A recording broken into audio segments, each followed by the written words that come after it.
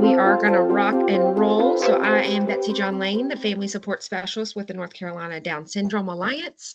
We would like to welcome you to our virtual speaker series that is hosted in collaboration with Coastal Buds, Down Syndrome Network of Onslow and Carteret Counties, the Down Syndrome Network Greens, the Greater Winston-Salem area, Down Syndrome Association of Greater Charlotte, and the High Country Buddy Walk. We want to thank you for your patience with our technology and team. So I do suspect that families are going to join throughout the evening, and we are recording this session. So all families that are registered will receive that. And then as well, you will receive a follow-up email that will have a survey link as well as just any items discussed with this recording. So just take a few minutes to give us that feedback so we can make sure that we are meeting the needs of our families. So sleep is very crucial, especially when we're struggling to get enough. We are so excited to have Dr. Raynor here tonight from Duke Health as she dives into obstructive sleep apnea in the Down syndrome community. She's going to explore different treatments and alternatives, including FDA-approved Inspire therapies for patients 12 and older. So take it away, Dr. Raynor, and we are so excited to have you tonight. Great. Well, thank you all for having me. And I do pediatric otolaryngology at Duke, and the department is head and neck surgery and communication sciences. So that's what that abbreviation down here is. It's kind of a lot to say, and it's easier to say HNSCS. But anyway, I've probably seen some of you or most of you in clinic, and I'm excited to give you a chance to hear more about sleep and Down syndrome.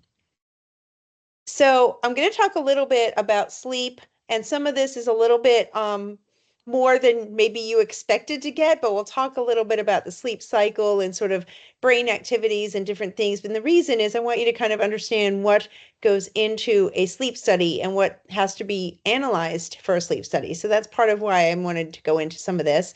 We'll talk about sleep disordered breathing and it's sort of a spectrum, and then physical exam findings in people who have sleep apnea, especially in Down syndrome, what indications we use for sleep studies, and then the criteria for determining sleep apnea by sleep study, and then treatment options. And then at the end, I'm happy to answer questions. I won't really be able to see the chat as I'm going through this, so it'll be easier for me to do questions at the very end.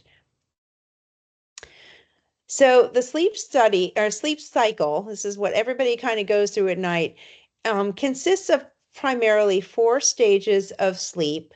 And each stage, each cycle tends to last around 90 minutes to 2 hours. And so there's 4 stages altogether. The first one is characterized by kind of the most conscious part of going to sleep. So, like you're falling asleep and you're almost there and something happens, you startle awake. That is the first stage, or the N1 stage. And there are specific brain waves that one can see in each of these stages of sleep. The second one is sort of deeper sleep, and that's the largest percentage of time that's spent during sleep. And you get lower muscle activities, and we can see specific types of brain activity then. And then N3 sleep is sort of considered slow wave or really deep sleep. But this is actually when people might have sleepwalking or sleep talking or other kinds of sleep paralysis, other kinds of things, what we call parasomnias. And then REM sleep, which probably you've heard of, is rapid eye movement sleep. And that's about a quarter of the total sleep time. And as you see on this graphic here, it actually occurs during a variety of the different sleep cycles. So you may go to N1 sleep and then REM, and then you may go to N2 sleep and then REM. And so it kind of actually can happen at various times. And that's the dreaming stage. And so that's like if you wake up in the middle of REM, you'll usually remember your dream. And that's when low muscle tone tends to be noted, because you're really kind of relaxed and your eyes are moving around and your brain is often la la land, so to speak. And typically when people have obstruction, it happens more during the deeper stages of sleep. So in the very early stage of sleep, the N1 sleep, usually you're still sort of semi-awake, and so you still have enough muscle tone that you're not necessarily going to block off airflow. But in the deeper stages, as those muscles really relax, then that's when people tend to have issues with snoring, or oxygen levels dropping, or slower breathing rates. So these are some of the waves that are seen on an EEG, which is part of the sleep study. So stage 1, you'll see these things called alpha waves and theta waves. So these waves kind of look slightly different. You can see sort of these big spiky things, and then here you can see more of this like lower height or amplitude wave. And then in stage 3, you see how there's really very much less activity. That's your sort of really deep sleep. So you can see you're a little bit more actively, your brain is more actively working during stage N1 than stage N3. And then N2, which is kind of like that in between, the sleep study, people who read sleep studies look for these things called K complexes. They almost like an EKG, and these little sleep spindles. And I'll show you those on a sleep study. So the sleep study has a lot of different sensors. It is comprised of an EEG, so that's monitoring the brain waves. There's an eye sensor that looks for eye movements, and they're placed at the sides of the eye lids, like right at the outside corners of the eyes, and that's how they can detect REM sleep. An EKG, which is measuring heart activity and rate. An EMG, which measures muscle movement. So they put those on lower extremities, and they can tell if somebody has like paradoxical limb movements or and also their chin movement. Then they can measure airflow, the oxygen level, and then there's a microphone that detects snoring. So there's a whole lot of sensors. This is not done in home sleep tests, and I'll talk about that a little bit in a minute, but this is sort of the standard for an in-lab sleep study. And here you can kind of see this graphic that shows this person with like these little transducers that are measuring chest movement. This is that chin one. There's one on the legs that measure muscle activity. These are the eye sensors right here and the oxygen sensor. And you can see on this little mini graphic these different waves that are being looked at. And then here you can see somebody in a sleep lab. This is a child getting a sleep study. It's amazing that they can fall asleep with all this stuff attached to them, but surprisingly, they actually do pretty well and can get enough data even if somebody doesn't sleep the whole entire night. And here you can see, this is an ancient picture because look at those computers, but you can see the sleep technician kind of monitoring things to make sure that the leads are working properly and that they're getting accurate recordings.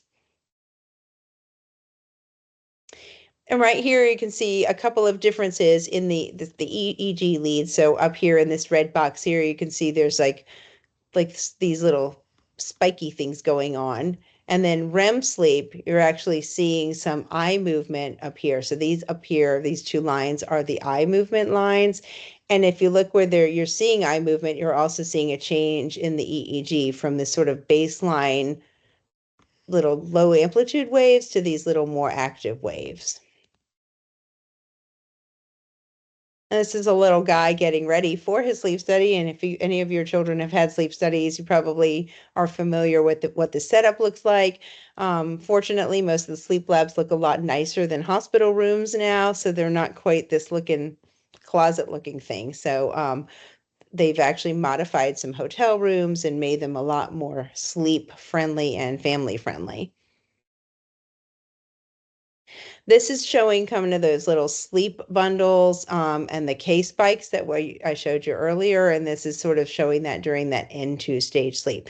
So when they're reading these sleep studies, they're looking at all these different things, all these activities over time. So you're seeing the eye movements, you're seeing the brain activity, you're seeing oxygen level and heart rate and things like that. And so they're reading that over the course of the whole sleep cycle. So it kind of takes a while to interpret this.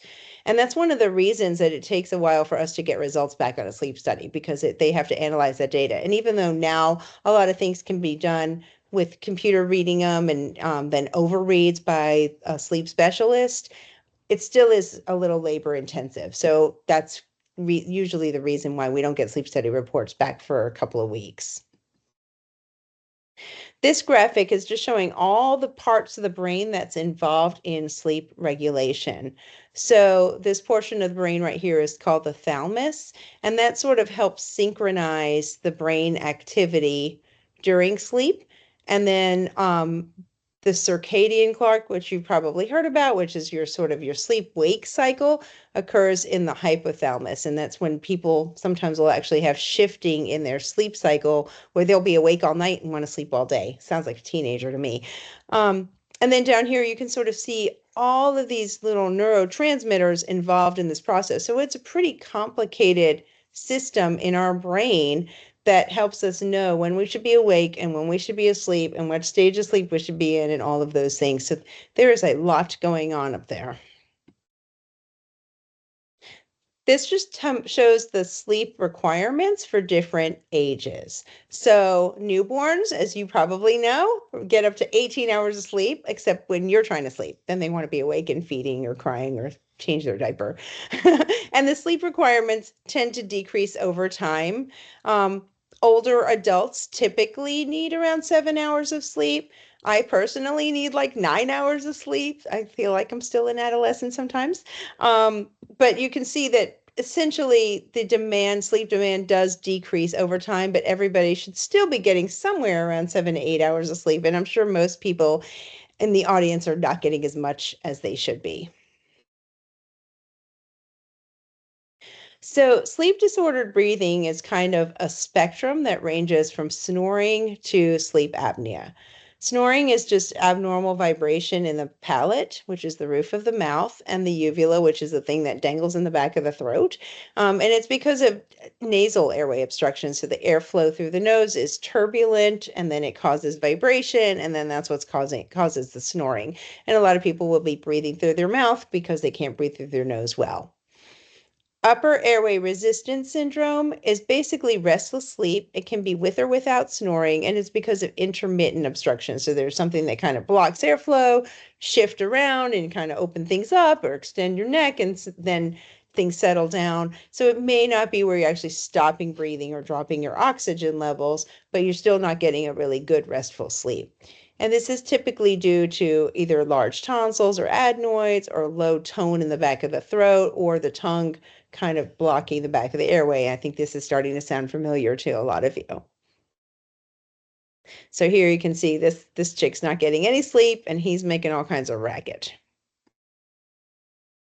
So obstructive sleep apnea is defined as periods longer than 10 seconds of stopping breathing, which is an apnea, or hypopnea, which is a 30% drop in your respiratory rate or a 3 to 4% decrease in oxygen saturation level from baseline. So for adults, this can happen up to 15 times an hour, and it's abnormal if it's 5 times an hour with symptoms. And in children, around 1.5 times an hour is considered abnormal. So if they're dropping their oxygen level, slowing down the respiratory rate, or stopping breathing more than 10 seconds at a time, over 1.5 times an hour, that's considered abnormal in children. And it can be multi-level. So it can happen at the level of the nose, at the level of the palate, at the level of the back of the throat where their tonsils are, at the level of the tongue, or at the level of the vocal cords, which is where the glottis is. Most commonly in children, it's tonsils and adenoids, which are enlarged, and that's decreasing that airflow. And specifically in Down syndrome, the tongue plays a big role in this. Other sleep issues that can happen are things like central apnea. So that's when the brain regulation basically is disrupted and just forgets to breathe. And you saw in that other diagram from earlier that there's a lot of things that are important to regulate sleep. And so the ability of the brain to remind the body to breathe is pretty important. And we will sometimes see sleep apnea in the setting of obstructive sleep apnea, central apnea. So what happens with central apnea is if you build up too much carbon dioxide, you're not exhaling enough, that actually suppresses the sleep centers and can make things worse. So that can trigger central apneas. So you'll have blockage of airflow. So then the carbon dioxide builds up in the lungs because it can't be exhaled well. Then that triggers the brain, which for whatever reason says, oh, well, we don't need to breathe. And so then you get central apneas too. Fortunately, most of the time, if you fix the obstructive sleep apnea, the central apnea actually improves as well. children or adults who have significant central apnea, we will usually look at their brain with an MRI scan to figure out what else is going on, specifically around the brainstem. And we can find some issues sometimes that can explain why people have central apnea. But it's more common to have it in the setting of obstructive sleep apnea, so that's considered mixed. And then, like I mentioned earlier, parasomnias, which occur during the N3 stage of sleep, sleepwalking, sleep talking, sleep paralysis, and night terrors are things that can happen there. And we usually will refer to one of our sleep neurologists if we have a child with issues like this. So when we examine somebody because of sleep disordered breathing or sleep concerns, we're looking at a lot of different things, at the shape of their face, we're looking at their nose, we're looking at their tonsils in the back of the throat. We're trying to see if we can see any adenoid tissue in the back of the throat, which is not typical unless they have a cleft palate, but it's sometimes when the people have really big adenoids, you can actually see them hanging down below the palate. We'll look at the neck size, if there's any excess tissue in the back of the throat, if they have a floppy or a thick palate, if they have a large tongue where we can't even see the back of the throat well. Sometimes we'll look with a little camera in the back of the nose and see if they have any blockage around the vocal cords, or if there's extra tissue at the back of the tongue called lingual tonsil tissue. And then we'll see if their jaw is small or recessed. So all of these things can impact sleep and cause sleep apnea. So this is the way we size tonsils from 0 to 4, 0 meaning they've been removed. 1 is where you can barely see them. They take up less than 25% of the space in the back of the throat. Size 2, they extend beyond the pillar, but they take up less than half the percent of the size of the throat. 3 is they come pretty close to the center, but they're not touching each other. And then 4, they're touching each other, referred to as kissing tonsils. So those are some of the things that we try to identify and classify. So here you can see somebody with a really long uvula. This person probably snores a lot, and they're like size 2 to 3 tonsils. So you see this left side tonsil is kind of very close to the uvula. This one is a little bit less so. And tonsils are not always the same size from top to bottom. Sometimes they're shaped more like a pear, and sometimes they're shaped more like an apple. So it really is variable as to how big they are at what area of the tonsil they are, if we're looking at the top or the bottom. This one you can see there's like no space. So this is tonsil here. This is tonsil here. This tonsil is kind of pushing the uvula forward. Here's the tongue here, and that's the air hole, that little teeny tiny black space. So those are giant tonsils. Interestingly, we'll sometimes see children with giant tonsils like that absolutely have no sleep symptoms at all. They're not snoring, they're not restless, they have a normal sleep study. It's fascinating how that can happen. This is looking in the back of the nose with a camera. So this is the side wall of the nose. It's called the septum. And the opening from the nose to the back of the throat is called the choana. And it should be pretty open. And you're seeing this pink tissue here. That's adenoid tissue. So this person's adenoids are Down syndrome webinar. Adenoid tissue He's is not sort of supposed to be blocking the entire back of the Amanda, nose you're there. up. Sorry, everybody. This is a child who has what we call adenoid facies. And what that is where they can't breathe through their nose. So he's mouth breathing. You can see like the back of the nose is kind of shallow looking. And you can kind of see this just open mouth posturing here. And this kind of shows that picture as well. Some of these children will have a more narrow kind of higher arched palate because they're not getting enough airflow through the back of their nose to kind of flatten things out and widen the sinuses. So we generally try to prevent somebody from getting to this point. So for children with Down syndrome, as you all are aware, they tend to have large tongues. Their tone in their throat and in their mouth tends to be a little bit low. They have a shallow back of the nose, and nasopharynx, which is the opening from the nose to the back of the throat, tends to be fairly narrow and shallow. And they may have a sort of short or webbed neck, which again then decreases the ability to kind of allow for better airflow. And up to 60% of children will have sleep apnea at some point in time with Down syndrome. Some of the concerns with the children with anesthesia is that when they get put under anesthesia, they can have significantly slowed heart rate. A lot of children with Down syndrome also have cardiac issues, so we're always kind of making sure what's going on with their heart. And they can have kind of C-spine laxity, so the back of the neck where the spine attaches to the head can potentially cause some issues if their neck is extended. So we have to be pretty careful about manipulating their neck during any kind of surgical procedure.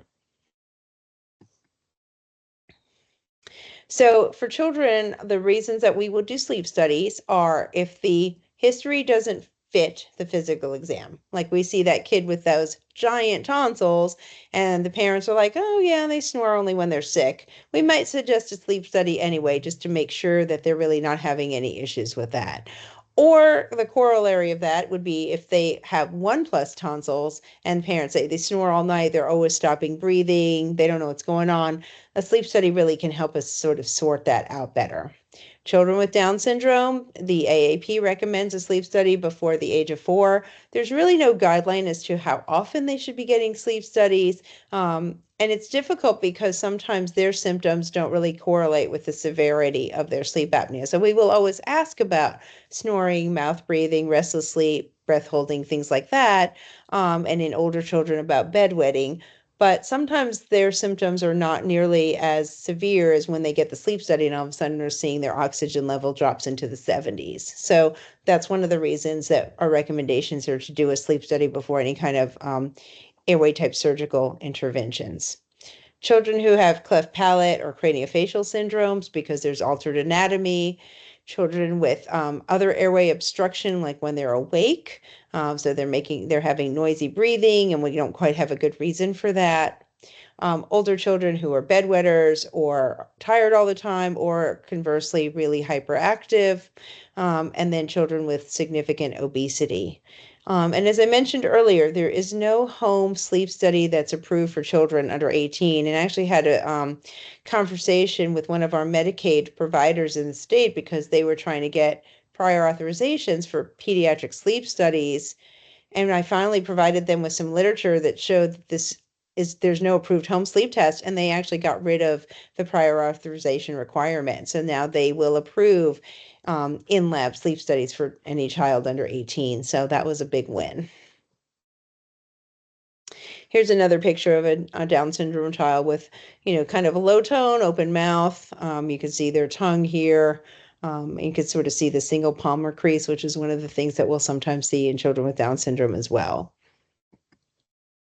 This is a patient with Pierre-Robin, and what that is a very small jaw. You can sort of see the difference between the lower jaw and the upper jaw here, and a cleft palate, which is an opening between the mouth and the nose.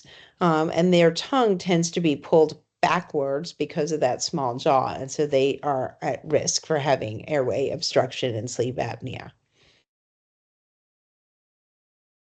For adolescents and adults, the indications are pretty similar for sleep studies as to children.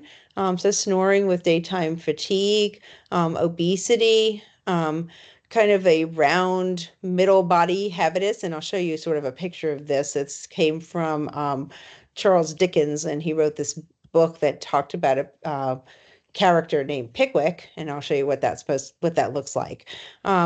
Pulmonary hypertension or cardiomyopathy, and what that is where there's increased blood pressure in the blood vessels that go to the lungs, or the heart becomes enlarged. So we'll sometimes see that in older children or in adults if they've had sleep apnea for a long time, because the lack of oxygen puts more strain on the lungs and on the heart to try to get oxygen to the brain and the rest of the body, and the heart will enlarge and the lungs, the blood vessels will become more tight, and so that can cause some issues. Families may report seeing breath holding episodes or a lot of gasping, physical findings that are consistent with the airway. So those like big tonsils or a large tongue. And then there's a sleepiness scale called the Epworth Sleepiness Scale. And I'll show that to you in a second, but a higher score on that is also a good reason to consider a sleep study. So this is the Epworth Sleep Scale. We typically do these in older kids. It's hard to do this in younger kids, but basically what they do is they rate their likelihood of falling asleep during these different activities, from 0 with no chance of falling asleep to 3 high chance of falling asleep. Things like watching TV, sitting around and reading, sitting inactively like at a theater or something, as a passenger in a car. I'm guilty of that one. Lying down to rest in the afternoon if they've eaten lunch. Sitting and talking to somebody. Have you ever had anybody just like fall asleep on you? I've actually seen that. It's pretty crazy. Or if the car stopped for a few minutes in traffic and even if you're the driver and just kind of close your eyes for a second, it's kind of scary too. So this is showing a picture from Dickens's book about Sir Pickwick. And you can see he's got this like barrel chest, kind of has no neck, has a small jaw and a small mid face. And so he's kind of a character with sleep apnea. This is a airway grading score that we also will use in addition to the tonsil grading score. And this is looking at what does the airway look like when somebody opens their mouth. So normal, you should be able to see some space in the back of the throat behind the palate. So this is the palate here. This is the uvula here. This is one of the tonsils, and this is the other tonsil, and then this is the tongue, and then the opening back here. And some people it's much wider, but you should at least be able to see something back there. Class 2, you can see the uvula gets a little bit cut off. It's a little harder to see the tonsils. Class 3, you can sort of see a little of the soft palate, but it's a lot of tongue. And class 4, they open their mouth and basically all you see is tongue. And that is something we'll see in a lot of children with Down syndrome. So here you can see somebody with like a class 3, the uvula is cut off. You're not really seeing much space back there. And then a class 4 airway where all you see is tongue and the top of the palate, and that's it. So in terms of interpreting the sleep studies, we're looking at things like sleep efficiency. So did they actually sleep? Did they go through the different sleep stages as expected? We look at apnea index. How many times did they actually pause in their breathing more than 10 seconds an hour? Then we look at apneas plus hypopneas. Hypopneas being the drop in oxygen level or the slowdown of respiratory rate, so the combination of those.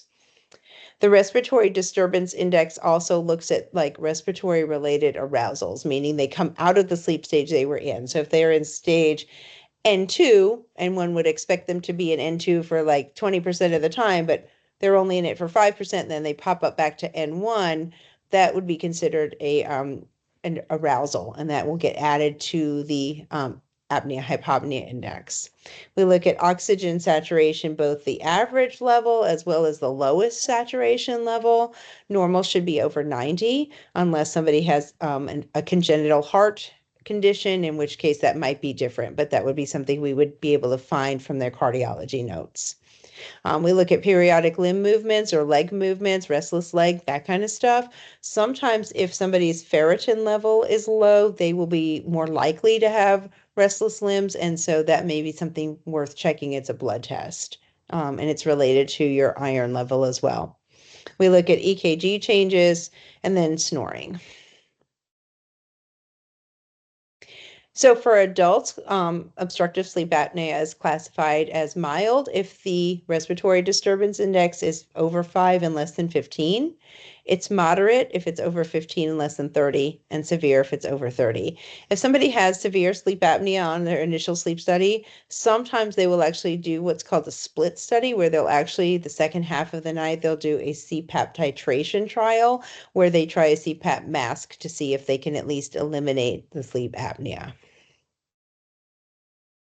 For children under 12, mild sleep apnea is classified from 1 to 5, moderate from 5 to less than 10, and severe is over 10. And these are not hard and fast because there's a lot of other factors that go into it. We typically expect to see some degree of sleep apnea in children with Down syndrome, so we may not necessarily recommend surgery if somebody has an AHI or an RDI of 2, but certainly if they're over 10, we may consider them going to the ICU if they're going to have surgery afterwards to make sure they don't have any complications. So some of the impact of sleep apnea is just being tired all the time, especially during the day, having this mind fog, feeling distracted or ADHD, being irritable, difficulty with concentration, difficulty in school, difficulty following conversations, and then long-term impact on heart and lung function, as we talked about earlier. So poor Santa over here probably has some sleep apnea. He lost a lot of weight in this picture, but he doesn't remember if he did that house or not. And treatment really is targeted depending on the severity of the sleep disturbance as well as the physical exam findings. In adults, it might include positional type appliances, continuous positive airway pressure, which I'll show you some pictures of, but essentially that's a mask that someone wears during sleep, and it puts air into their nose and mouth and kind of helps prevent the tissues from collapsing. Bilevel or BiPAP positive airway pressure has different settings for breathing in and breathing out. There's surgical options, which I'll go over, and then combination therapy. So these are some of the appliances that are available. This is typically for adults, and it repositions the tongue and the jaw to the front, and that helps decrease some of that obstruction. They don't work that great, but some people prefer to try something non-invasive, and so they will try these different appliances and see if that can improve some of their sleep quality. Things like breathe right strips or nasal sprays will sometimes help in terms of snoring. And you can see the cost is over $80 billion in lost productivity for people with sleep apnea, where they're missing work and they're seeing physicians and buying medications and things like that. So it is a pretty big business. To determine what level of CPAP somebody might need to be on, they usually have to go through a CPAP titration study. So that is a sleep study where the CPAP mask, they try different masks and they try different pressure settings to figure out what setting stops the apnea. So what is the force of air going into the airway to prevent pauses in the breathing and obstruction. There are different types of machines. Some will auto titrate, so they may start at 2 centimeters of pressure and go up to 6 or 8. And some have ramp up functions, because if you put the mask on and it's at a pressure of 8 or 10, it may be hard to fall asleep if you feel all that air blowing in your face while you're laying down. There are multiple masks available, and usually adding humidification to the circuit tends to help, because the nose and throat can get pretty dry from this, and you can actually have nosebleeds from dry air going into the nose. So this is just showing the variety of different masks. You can see some nasal masks here. You can see a full face mask here.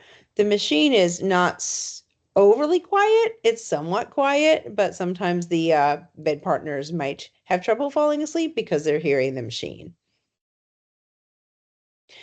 For children less than 12 who are getting a CPAP titration study, usually they'll start around a pressure of either 2 or 4, and then they'll increase it by 1 centimeter of water every 5 minutes or so until they figure out the pressure that gives at least 30 minutes without a breathing event. Most children are somewhere around 4 to 6 centimeters of water pressure in terms of their setting. If for some reason they are up to 15 and they still have events, then they may switch to a BiPAP machine, which decreases the amount of pressure on exhalation. And they can drop the pressure until they see reemergence, just to kind of titrate exactly what level they should be at. For adults, they can go all the way up to 20, which is pretty strong pressure, and may have greater than 2 events or 3 minutes of snoring before changing the pressure anymore. So here you can kind of see what the setup looks like for a child, and it sort of shows these quick release locking clips and sort of the tubing that's associated with it. And then this is a portable machine, so if people are going on vacation or something, they don't have to drag this giant machine with them everywhere. BiPAP is also often used for like central or mixed apneas, or for people who can't tolerate just CPAP. And in BiPAP, usually full face masks work best. And you can see here a little baby with a nasal BiPAP machine there and an older child with one there. And again, it takes them getting used to. We usually tell people it's a good 3 months before they really get to the point where they're kind of comfortable with it. And some people never get comfortable with it. So surgical options, depending again on the anatomy and the severity, for just snoring or very mild sleep apnea, especially for children, adenoid removal and tonsillectomy is the first line. In some older kids, we may do things like straightening the septum, shrinking the turbinates, which are inside the nose, and warm up the air and humidify it. There is something called an expansion pharyngoplasty, which is what's used to kind of make the back of the throat a little wider. And in adults or late teenagers, they may actually have a uvuloplasty where the uvula itself is kind of trimmed down. So like that picture you saw where the guy had this really long uvula and those big tonsils, taking out the tonsils and trimming the uvula would probably help with snoring more than just taking the tonsils out.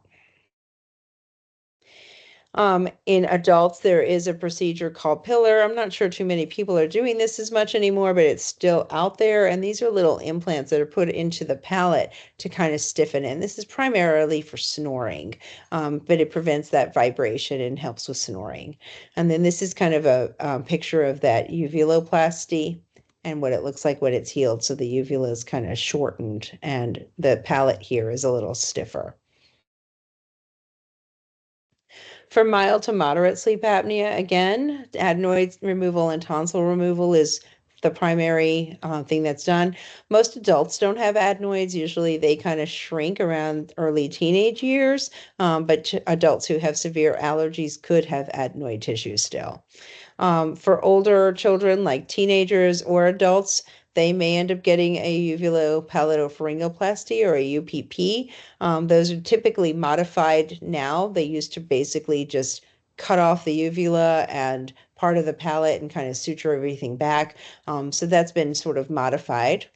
In some cases, they may undergo base of tongue repositioning or actually tongue reduction. And that can be done in Down syndrome as well. And there's several different ways to do tongue reduction depending on how severe the size of the tongue is. And then there are other procedures that I'll show you here, which we don't really do much anymore either. So here you can see a UPP where this part of the soft palate is essentially removed and then sutured to itself. And this is what it looks like when it heals and everything's kind of stiffened. One of the downsides to that is then they tend to have a lot of issues of feeling mucus in the back of their throat. Normally the uvula kind of helps direct the mucus toward the center, but with this, a lot of people will complain that they always feel mucus, and it's because it's like a curtain of mucus back there. This is kind of moving that jaw forward, which then pulls the tongue forward. So you can see in this picture, the tongue is kind of back against the uvula. And then as this part of the muscle in the chin is moved forward, it kind of opens up the back of the airway. And then the same thing here. So the hyoid bone is the bone right above the vocal cords and the thyroid cartilage, which is part of your voice box. And there are muscles that attach to the back of the chin and the tongue on the hyoid. And so if the hyoid is kind of pulled a little bit more forward, it will pull the tongue down and forward with it. And so it improves some of that airflow here, as you can see in this picture compared to right here. Again, these are not really done a lot anymore. These used to be done before hypoglossal nerve stimulation.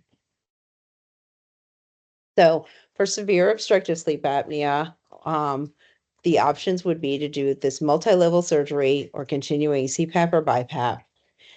In really severe cases, some people may actually undergo a tracheostomy tube, which is a breathing tube in the neck that completely bypasses the upper part of the airway, or distraction, which is where the jawbone is actually cut and pulled forward with a little device. They advance it a millimeter a day. It generates new bone. And in kids with really small jaws, like that pure band picture I showed you all, distraction is a reasonable option because it pulls the tongue as well as the jaw forward and decreases the obstruction. The hypoglossal nerve stimulator implant is the newest option. And here you can sort of see a picture of the implant itself. And then there's a little remote that lets you turn it on and off. And then you can actually use an app to sort of see the settings.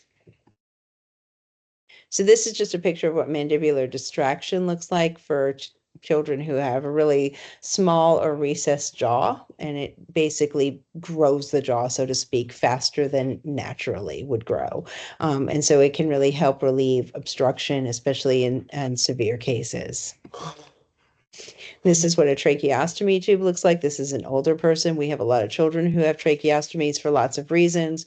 It's not typical to do this for sleep apnea, but there can be a lot of other reasons for airway obstruction that would be a reason for somebody to need a tracheostomy. And my goal once we ever do a tracheostomy is to figure out how to get it out for them, because I don't like having people having trachs.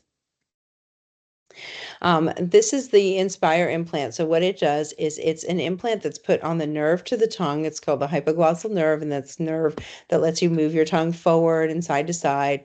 And so the implant is actually put in under the jawbone around the nerve.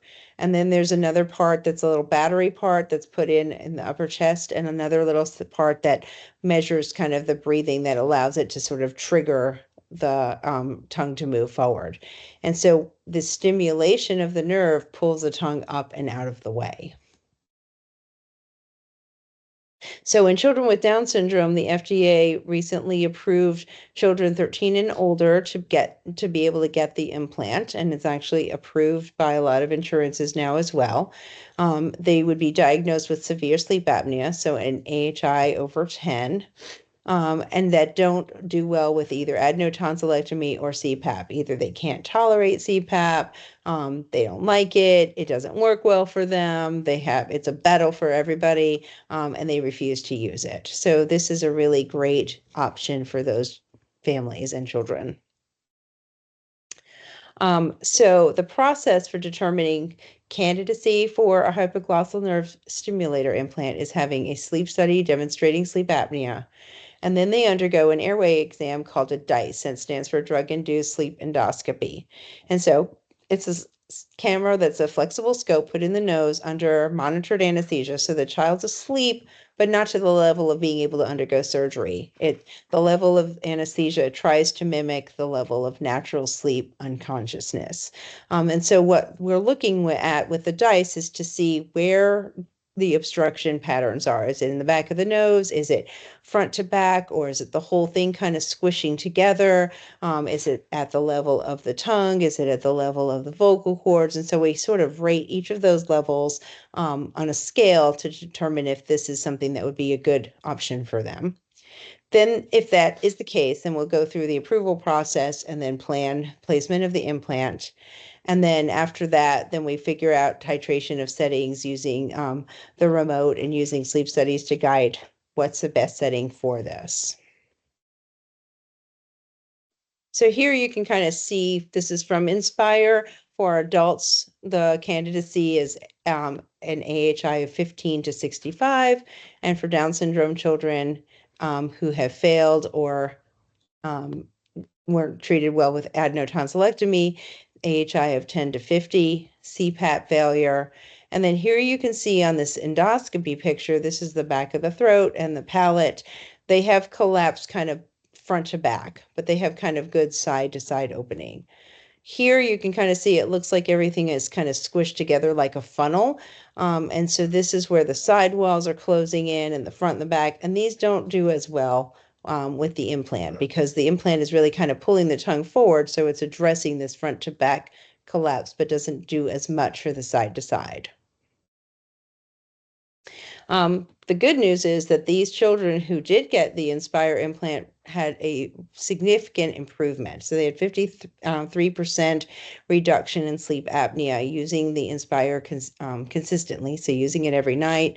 Parents felt that they did a lot better. They weren't as tired. They were more alert during the day, and they could really tell a difference.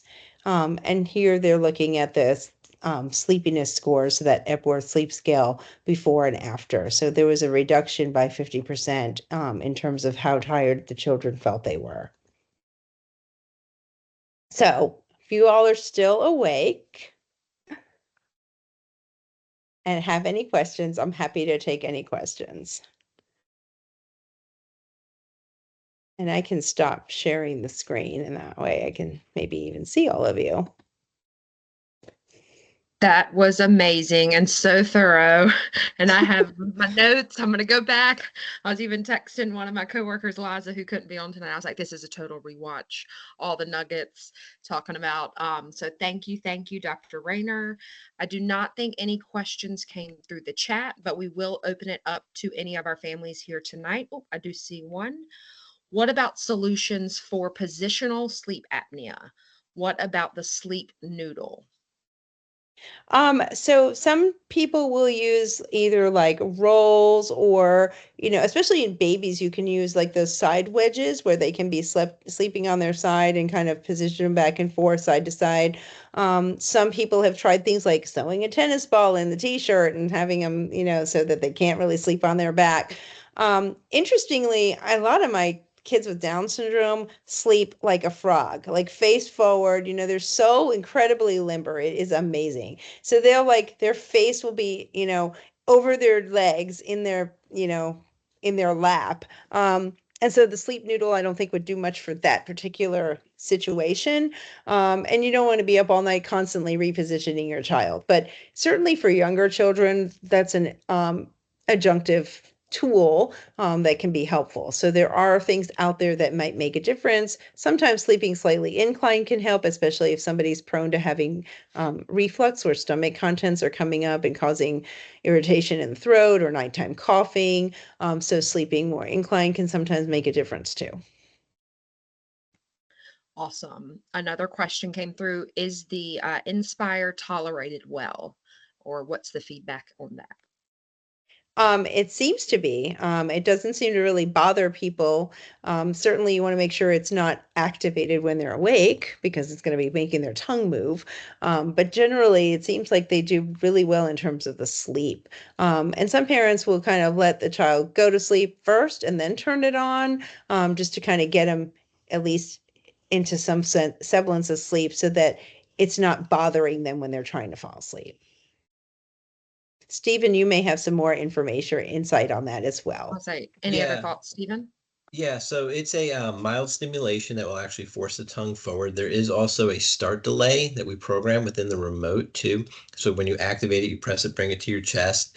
Default is 30 minutes, but we can go up to an hour and a half actually on that to where it'll kick on automatically at that time. We do want the patients to be asleep, like Dr. Raynor mentioned. If you're awake, you start to feel it, you start to notice it, but the goal is mainly at first to tolerate it and have comfortable. And then we do the sleep study to make sure that everything is reducing in an AHI stance.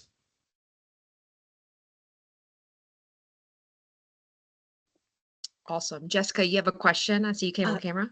I was like, I just wanted to say hi to Dr. Raynor. Oh, yes. Hi. Hello. We're so excited to see you join. Aww. Everything you said is everything we've been talking to you about. So it was great to see. She takes care of Cooper And you know how Carter. happy we are when we don't have trachs in anymore. I know. Yes, we are. No more trach. Yes. And he's doing great. Yay. How old do you need to be for the Inspira? I know not like a small child, but. Right now it's age 13 and up is the FDA approval. I know in Boston they've done younger kids, but at least in terms of it being covered and all of that, the recommendation is 13. Okay. Well, if anybody needs an ENT, Dr. Raynor. No. Yes. Everyone raves about her for sure in our community. So thank you. Another one came through in the chat. What about waking in the middle of the night to use the bathroom? Can it be tolerated then? Yeah, I mean, I think that, depending on the age of the child and sort of some of their underlying cognitive ability, they potentially could turn it off to go to the bathroom if it's, annoying them, and then turn it back on when they get back into bed. I think some kids, it probably doesn't bother them too much if they're just going to use the bathroom and go right back to bed. So I think you've seen both scenarios. Yes, there's also a pause feature on the remote that we can put up to 30 minutes. Its default is 15 minutes, so the patients can actually press the button. It'll stop everything, almost like a snooze feature on an alarm, where it'll stop it for 15 minutes and then it'll automatically come back on 15 minutes later. And we can adjust that from 5 to 30 minutes, whatever increments is needed.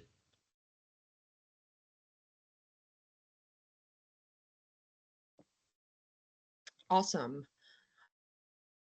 Chessie, I see your hands up if you would like to ask a Hi, question. yeah. Yeah.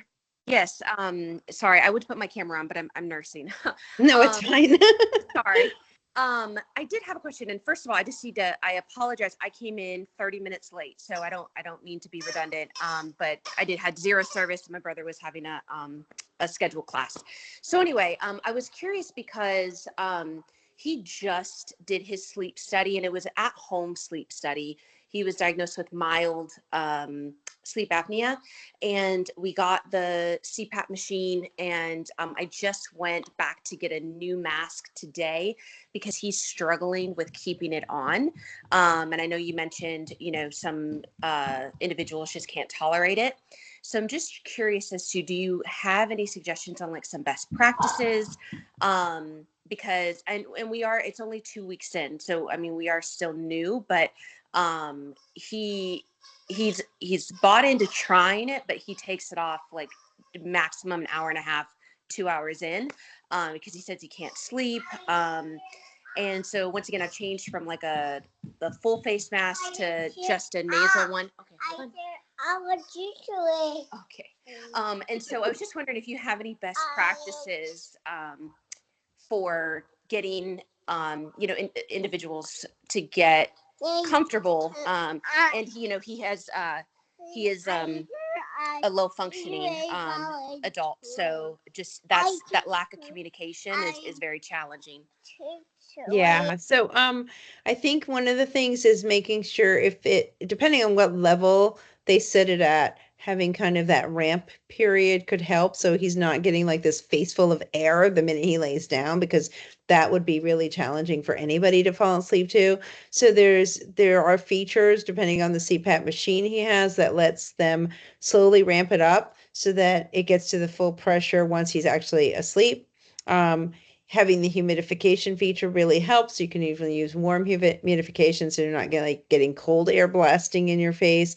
It takes time to get used to it. And some people, they may do it for an hour and that's it. And then over time they get more comfortable, but it's really variable. So I think it's reasonable to do, to really try for 3 months and see. Eventually a lot of people will get used to it, but some people just don't. So something to keep in mind. But certainly for, if it's mild to moderate sleep apnea, I think it will be more challenging to get Inspire approved because of the criteria. So, the recommendation then would be probably to repeat the sleep study at some point and see if something's changed. Okay, thank you. Sure. And then one question, do you have any suggestions on trying to get better sleep, like something, whether it's holistic, whether it's, something at least less invasive, just because I feel like, and once again, I'm dealing with, lack of being able to communicate effectively, but he has just severe daytime fatigue, and so I don't know if it's insomnia, and I feel like there's not a lot of assistance from his current doctor, just because I don't know if it's her realm. Like I just don't know. But it's just been challenging trying to navigate this new challenge of him just having this daytime fatigue. All his labs came back normal, so I'm just thinking like insomnia or something, maybe depression. I don't know, but she said that sleep issues were common with individuals with Down syndrome, which I understand, but do you have any suggestions on kind of how to navigate that in the least invasive way?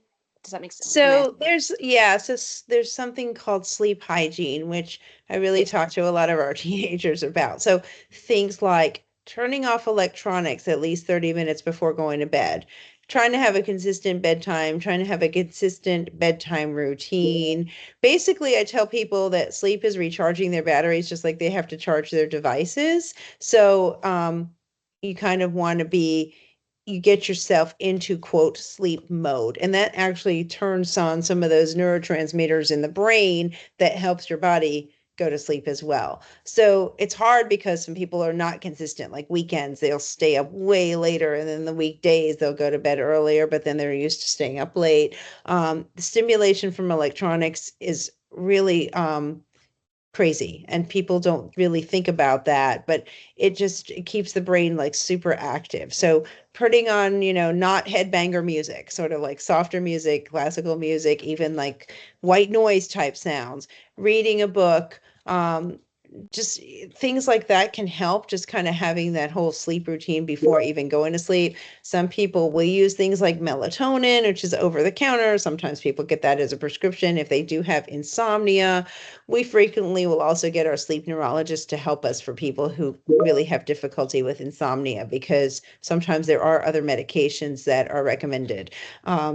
But I think that the key is really trying to establish that whole routine. And teenagers have a shift in their sleep cycle too. They tend to stay up later and sleep later, and school doesn't help that because school starts. Thank you, Dr. Raynor. Thank you, Steve, for being with us tonight and just sharing all your expertise. I know a lot of families that will be looking at this recording and following up, and we have some of those flyers and informational packets in our office.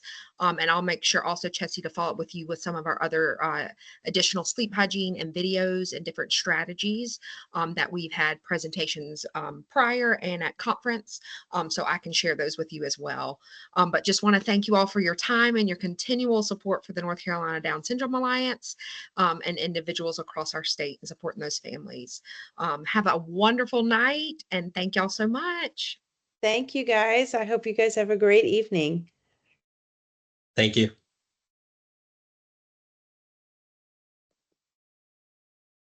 Thank you so much, Dr. Raynor. Thank you. Take care. You too.